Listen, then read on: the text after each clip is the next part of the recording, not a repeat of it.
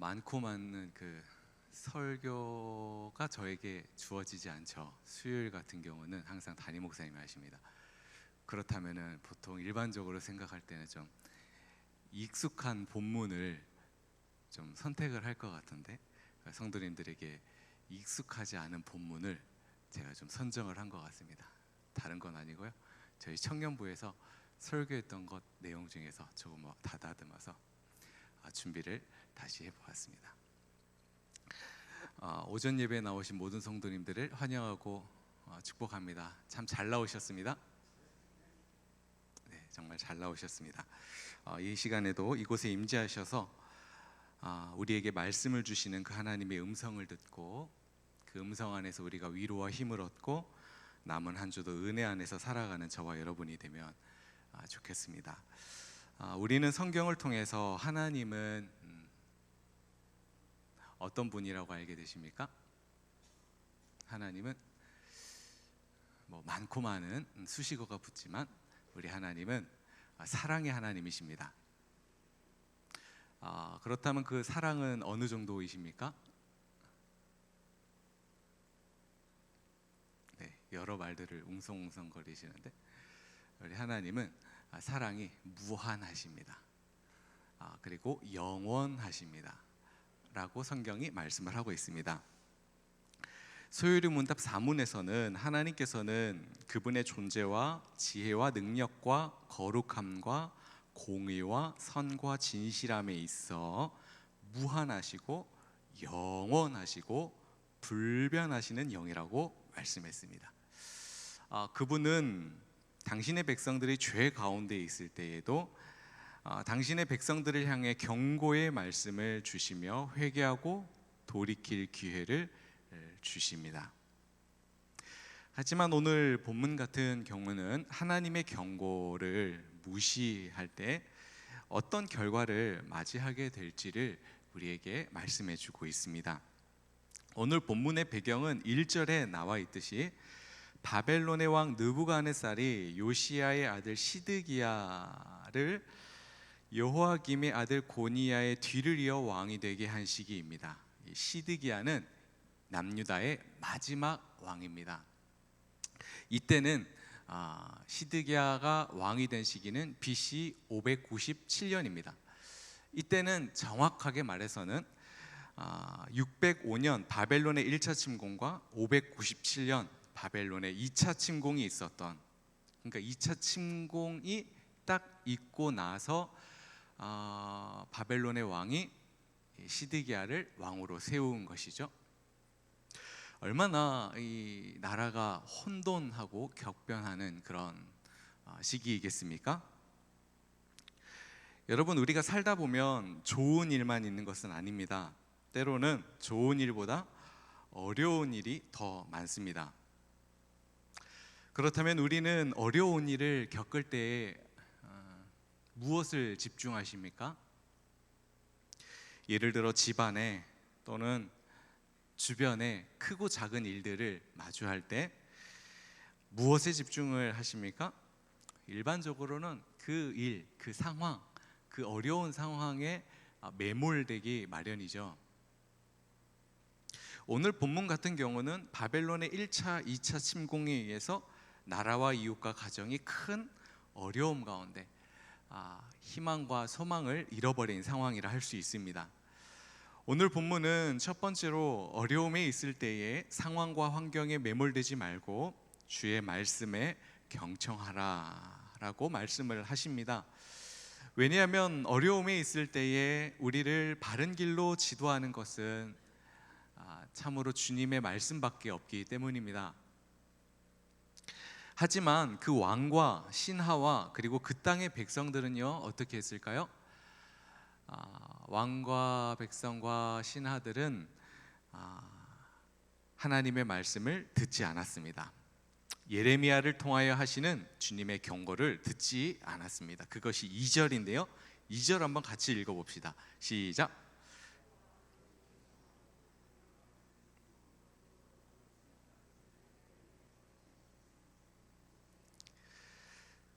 하나님께서는 당신의 백성을 사랑하십니다.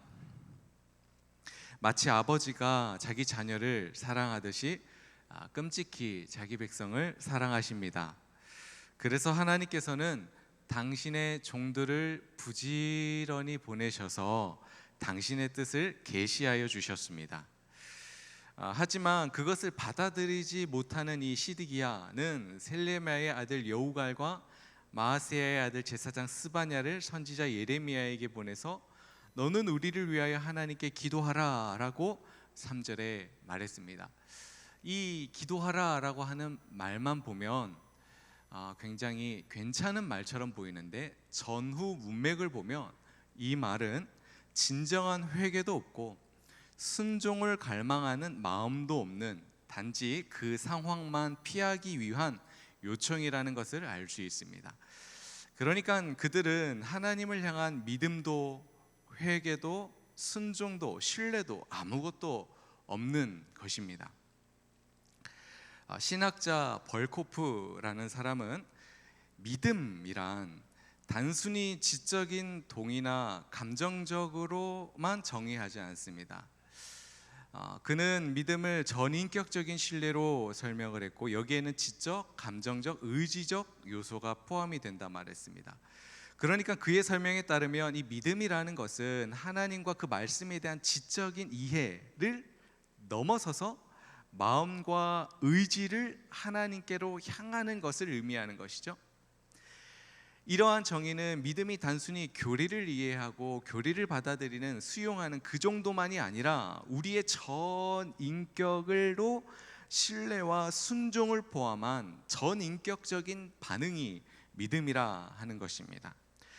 더불어서 그는 진정한 회개가 무엇인가, 진정한 회개란 어떤 양태로 나타나는가라고 했을 때 지적인 측면과 정서적인 측면과 의지적인 측면이 동반된다 했습니다. 먼저 그는 회개는 죄에 대한 올바른 이해에서 출발한다 했습니다. 지적인 측면을 말하죠.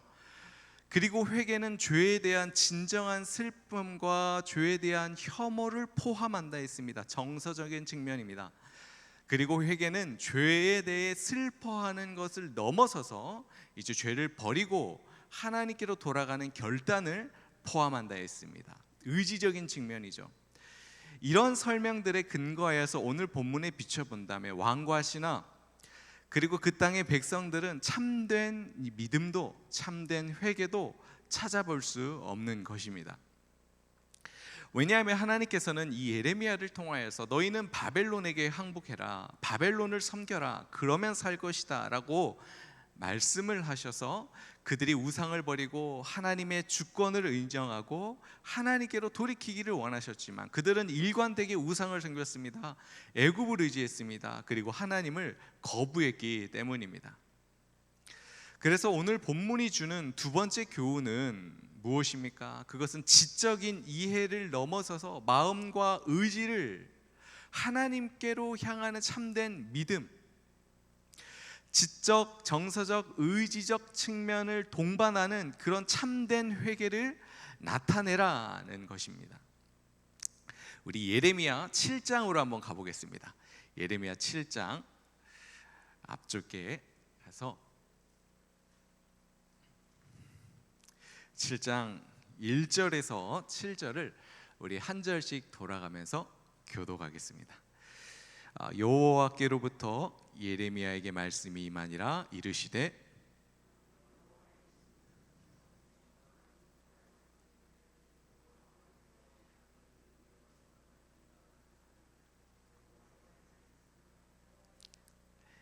만군의 여호와 이스라엘의 하나님께서 이와 같이 말씀하시되 너희 길과 행위를 바르게 하라. 그리하면 내가 너희로 이곳에 살게 하리라.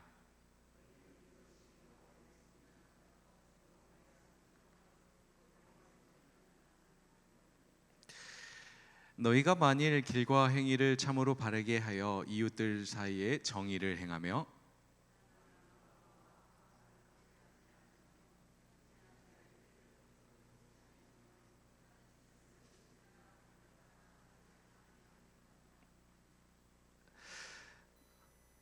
이방인과 고아와 과부를 압제하지 아니하며 무죄한 피를 이곳에 흘리지 아니하며 다른 신들을 뒤에 따라 화를 자초하지 아니하며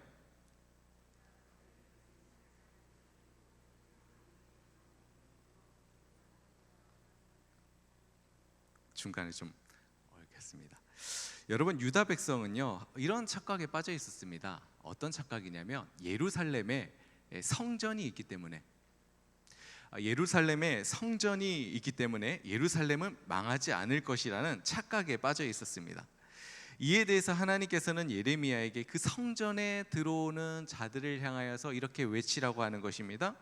너희는 여기가 여호와의 성전이라 성전이라 성전이라 말하지 말고 그것으로 안주하지 말고 너희의 행실과 생활을 고쳐라는 것입니다. 구체적으로 이웃끼리 서로 정직하게 살고 나그네와 고아와 과부를 억압하지 말고 죄 없는 사람의 피를 흘리지 말고 다른 신들을 섬기지 말라. 한마디로 하나님을 섬기고 사랑하고 이웃을 사랑하고 섬기라는 말씀인 것이죠. 이렇게 하나님께서는 구체적이고 실질적인 메시지로 그들의 생활을 행실을 고치라라고 이미 말씀을 하셨습니다. 하지만 유다의 낮은 자에서부터 높은 자에 이르기까지 모두는 이미 하신 이 말씀을 들으려 하지 않았습니다. 이미 하신 이 말씀을 하셨음에도 불구하고 따르려고 하지 않았습니다. 우리 성도는 항상 이 지점을 주의해야 합니다. 우리 성도는 말씀을 판단하는 자가 아니라 말씀을 듣는 자이고 그리고 말씀을 따르는 자라는 사실을 주의해야 합니다. 여기서 따른다라는 말은 단순히 형식적인 종교 생활로 안주하지 말고 우리의 생각과 우리가 행동하고 우리를 움직이게 하는 모든 그 근거가 하나님 말씀이 되게 해야 한다는 말입니다. 그러니까 우리는 날마다 돌아봐야 하는 것이죠. 무엇을요? 우리의 생각과 중심과 행동이 말씀에 부합한가를 늘 항상 돌아보셔야 합니다. 왜냐하면 우리 사람에게는 어떤 생각이 항상 있습니까? 우리에게는 내가 옳다, 내가 옳지, 내가 맞다, 이런 생각이 우리에게 항상 있지만, 그러나 우리가 옳은 것이 아니라 주님의 말씀이 항상 옳기 때문입니다. 우리가 옳은 게 아니라 주님의 말씀이 진실하고 지혜롭고 말씀이 완전하기 때문입니다. 이에 대해서 신학자 벌코프는 성경의 충족성에 대해서 논의를 하면서 성경은 우리의 구원과 신앙과 도덕과 교회 삶에 필요한 모든 진리를 충분히 제공한다라고 했습니다. 그러니까 여기서 성경의 충족성이라 하면 성경 외에는 다른 추가적인 계시나 전통은 필요하지 않다는 것입니다. 왜냐하면 성경은 인간이 하나님을 알고 구원에 이르고 올바르게 살아가는 데 필요한 모든 진리를 충분히 제공하기 때문입니다. 그렇기 때문에 우리는 성경을 신앙과 삶의 완전하고 최종적인 기준이라고 우리는 말하는 것입니다. 그렇기 때문에 우리는 우리의 생각과 중심과 행동이 말씀에 부합한가를 끊임없이 돌아보셔야 하는 것이죠. 그러나 이 일은 쉽지 않습니다. 어쩌면 불가능합니다. 성경의 역사가 그것을 말하고 있고 그리고 오늘 본문이 그것을 말하고 있습니다. 그래서 오늘 본문 6절에서 10절이 말하는 것은 내가 너희를 바벨론의 손에 넘기겠다는 것입니다. 그러니까 무거운 메시지로 본문이 마치는 것이죠. 오늘 본문은 세 번째로 하나님께서 말씀하십니다. 내가 너희의 기대를 꺾고 너희를 반드시 심판하겠다는 말씀으로 본문이 마칩니다. 여러분, 유다 백성이 기대하고 의지했던 것은요 두 가지였습니다. 첫 번째는 예루살렘 성전이었고 또 하나는 애굽 왕 바로였습니다. 이스라엘 백성들은 605년, 597년, 586년 변함없이 일관되게 애굽을 의지했습니다. 심지어 이제 3차 포로 멸망 이후에 유다 백성, 남은 유다 백성, 힘이 없는 유다 백성, 남은 백성들이 우리가 이렇게 된 것은 그 요시야가 종교 개혁을 했기 때문이다 라고 하면서 우리는 애굽으로 갈 것이다. 그러니까 이게 어떤 멸망 후에 있는 이야기입니다. 애굽으로 내려가서 우리는 예전과 같은 하늘의 신을 섬기겠다라고 말하는, 여전히 깨닫지 못하는 거죠. 그런 것을 우리는 볼 수 있습니다. 그래서 하나님께서는 내가 바벨론을 통하여 애굽 왕 바로를 돌려보내고 이 성을 불사르겠다고 지금 본문에 말하는 것이죠. 실제로 본문으로부터 11년 후입니다. BC 586년 예루살렘은 3차 침공을 받게 되고 성전과 성읍은 모두 불타게 됩니다. 그래서 왕과 군대는 밤중에 성을 버리고 도망하죠. 그리고 왕은 어떻게 됩니까? 도망했지만 여리고 평지에서 바벨론 군대에 잡히게 되고 유다의 그 군대는 왕을 버리고 다 도망합니다. 그리고 그 왕은 바벨론 왕 앞에 가서 신문을 받게 되고 그 눈 앞에서 그 아들들은 모두 죽임을 당하게 되죠. 그리고 그 시디기아의 두 눈은 빼임을 당하게 되고 죽을 때까지 옥에 갇히게 되는 결과를 맞이하게 됩니다. 그리고 예루살렘의 성전과 왕궁과 귀인들의 집과 성벽은 모두 무너졌고 성전의 모든 기둥들조차도 다 깨트려졌습니다. 왜냐하면 그 기둥들에 있는 놋을 가져가기 위함이었기 때문이죠. 이런 내용이 열왕기하 25장과 예레미야 39장에서 자세히 말씀해주고 있습니다. 여기서 우리는 자연스럽게 이런 질문을 하게 됩니다. 그것은 하나님께서 바벨론을 사용하셔서 남유다를 이렇게 멸망으로 몰고 가시는 이유가 뭔가? 하나님께서 바벨론을 사용하셔서 왕과 백성, 성전과 성읍 모두 불태우시는 이유가 뭔가? 그들의 기대와 희망을 완전히 짓밟으시는 목적이 뭔가? 앞서서 하나님은 사랑의 하나님이라 하셨는데 이렇게 대조가 되는 그 목적이 무엇일까요? 하나님께서 바벨론을 사용하셔서 끔찍하게 멸망으로 몰고 가시는 이유, 이사야 55장 8절에 이런 우리가 잘 아는 말씀이 있습니다. 내 생각이 너희의 생각과 다르고 내 길은 너희의 길과 다름이라. 여호와의 말씀이라.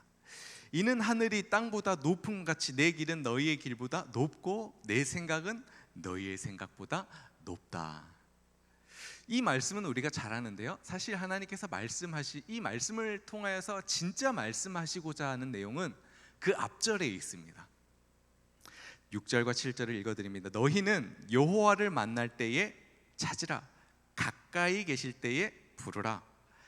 악인은 그의 길을, 불의한 자는 그의 생각을 버리고 여호와께로 돌아오라. 그리하면 그가 긍휼히 여기시리라. 우리 하나님께로 돌아오라. 그가 너그럽게 용서하시리라는 말씀이 있고 그 아까 앞선 말씀들이 내용이 있는 것입니다. 하나님께서는 예루살렘에게 끔찍한 멸망을 허용하시는 이유가 무엇입니까? 그것은 악한 자든 불의한 자든 어떤 사람이든 그들의 마음을 새롭게 하시고 그들의 생각을 버리고 이제는 전심으로 하나님께로 돌아오게 하기 위한 목적이 있는 것입니다. 그들의 마음을 겸손하게 하시는 방식으로 돌아오게 하시는 것이죠.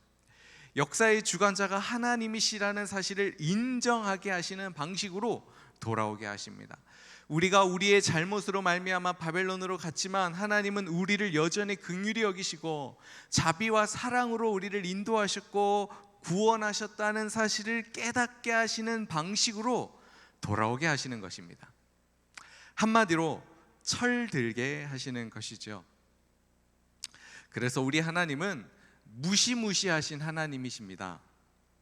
왜 그렇습니까? 우리 하나님은 멸망으로 몰고 가시기까지, 그들을 멸망으로까지 몰아가셔서 마침내 그들이 전심으로 돌아오게 하시는 하나님이시기 때문입니다. 그러니까 우리 하나님께서는 말씀과 성령 그리고 고난이라고 하는 재료를 통하여서 어떻게 해요? 그들이 점점 주님을 바라보게 하시고 점점 주님께 가까이 나오게 하시는 것입니다.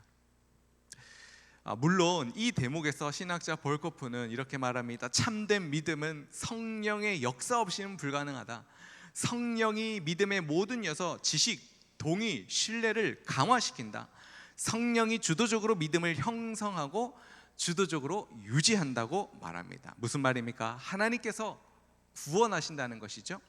하나님께서 당신의 백성들에게 믿음을 주신다는 것입니다. 하나님께서 만세전에 예정하신 모두를 한 사람도 빠짐없이 믿음에서 믿음으로 구원하신다는 말입니다.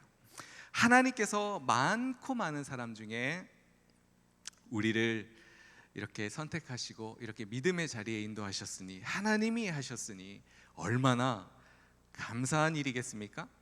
아무쪼록 하나님께서는 말씀과 성령 그리고 고난이라는 제조로 점점 주님을 바라보게 하시고 점점 주님 앞에 나아오게 하시니, 오늘 저와 여러분이 오늘 우리가 마주하는 이 고난 그리고 이 어려움을 보면서 하나님은 계시지 않는다라고 말할 수가 없는 것이죠.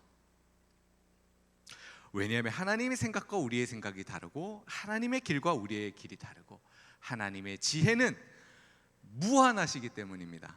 영원하시고요. 이 사실을 붙잡는다면 우리는 오히려 로마서 말씀처럼 환난 중에도 기뻐할 수 있고 환난 중에도 즐거워할 수 있습니다.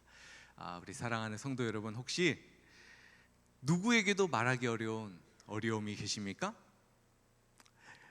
또는 답이 없어서 그냥 생각도 하기 싫은 그런 난처함이 계십니까? 개인, 가정, 자녀, 공동체, 주변을 보면 어찌할 바를 모르는 그런 어려움이 계십니까? 그 시간 속에서 상황과 환경에 매몰되지 마십시오. 현실과 어려움에 매몰되지 마시고 하나님의 본심을 바라보십시오. 하나님의 본심을 바라보시면서 인내하시고 힘을 내시고 또 오히려 찬송하십시오. 하나님의 본심을 바라보며 감사하십시오. 기뻐하십시오. 왜냐하면 우리를 향한 하나님의 본심은 사랑이기 때문입니다. 미래와 희망을 주는 것이기 때문입니다. 그래서 우리는 고난을 당한다고 원망하거나 불평할 것이 아니라 우리를 고난으로 내어주시기까지 우리를 사랑하시는 하나님의 본심을 바라보셔야 합니다. 왜냐하면 생각해 보십시오. 고난의 터널을 지나가야 하는 그 자녀보다 고난의 터널을 지나가는 것을 곁에서 지나가야 하는 그 부모의 마음이 더 곤혹스럽고 눈물 나는 것 아니겠습니까? 잠언 3장 12절에 대저 여호와께서 그 사랑하시는 자를 징계하신다. 시편 38편 19절 의인은 고난이 많으나 여호와께서 모든 고난에서 건지시는도다. 구체적으로 그의 모든 뼈를 보호하시며 그 중에서 하나도 꺾이지 아니하도다. 이러한 약속의 말씀을 붙잡는 가운데 어려움, 크고 작은 어려움 중에서도 위로와 힘을 얻으시고 현재의 어려움과 시험을 인내하시길 바랍니다. 그리고 소망으로 나아가시기를 부탁드립니다. 어떤 소망입니까? 하나님이 일하신다라는 것을 붙잡는 소망으로 나아가시길 바랍니다. 하나님은 불변하시니 우리의 형편과 처지가 어찌하든 우리를 향한 그 하나님의 계획과 목적, 약속과 사랑은 결단코 변하지 않는다는 소망. 하나님은 모든 것에 그리고 온전히 편재하시니 우리와 형편과 처지가 어떠하든 주님은 우리 곁에 가까이에 계시다는 그 소망. 하나님은 모르시는 것이 없고 모든 것을 아시니 그분의 섭리와 인도는 항상 옳고 신뢰할 만하다는 그 소망. 하나님은 모든 면에서 무한하시니 우리의 인생을 그분께 의탁하는 것보다 더 나은 길이 없다는 소망으로 나아가시기를 부탁드립니다. 왜냐하면 하나님은 불변하시고 영원하시고 무한하신데 예루살렘을 향한 본심, 유다를 향한 본심, 그리고 오늘 저와 여러분을 향한 본심은 재앙이 아니라 평안이고 미래와 희망을 주는 것이기 때문입니다.